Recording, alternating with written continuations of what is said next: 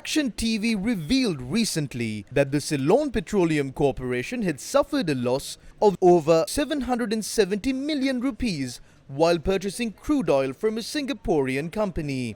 The first shipment of crude oil in question from the Singaporean company docked at the Colombo port on the 20th of November last year.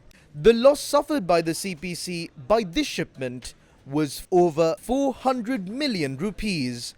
The loss caused to the CPC by the purchase of the second shipment of crude oil that docked at the Colombo port on the 28th of November last year was over 370 million rupees. The loss was caused as the difference between the amount of crude oil that was said to be on the ship and the amount of crude oil that was unloaded, also known as the outturn loss, was 25,776 barrels. The internationally accepted level of outturn loss is only 0.3% of the total shipment of crude oil, and if the outturn loss exceeds this level, the supplier is liable to pay. The media coordinator of the CPC had responded in a letter to the revelations made by Action TV. The letter of clarification states that although crude oil is unloaded at the Odugodawatha storage terminal, the tanks at the storage terminal did not have adequate capacity to store the stock of crude oil in question.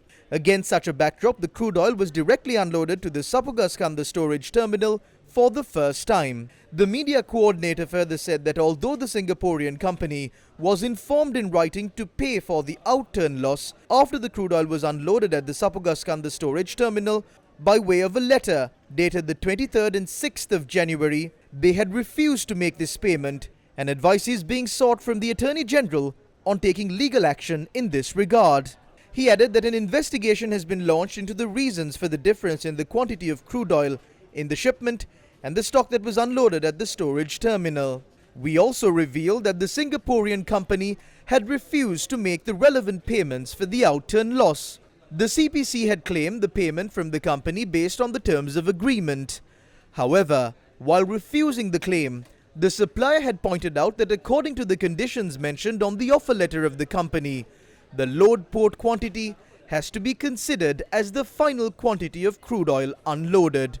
If the proper procurement procedures were followed, no supplier can disregard the terms and conditions of the agreement and rely on the terms of their own offer letter.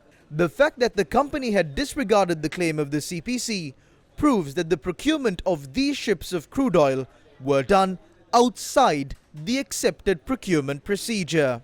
The media coordinator of the CPC had previously admitted to the fact that the CPC was considering both solicited and unsolicited bids for the purchase of crude oil, one of the main reasons for Sri Lanka to fall into economic ruin that resulted in a situation where children of our country are denied the food that they need, patients are denied the medicine that they need, and the economy of the country hitting rock bottom.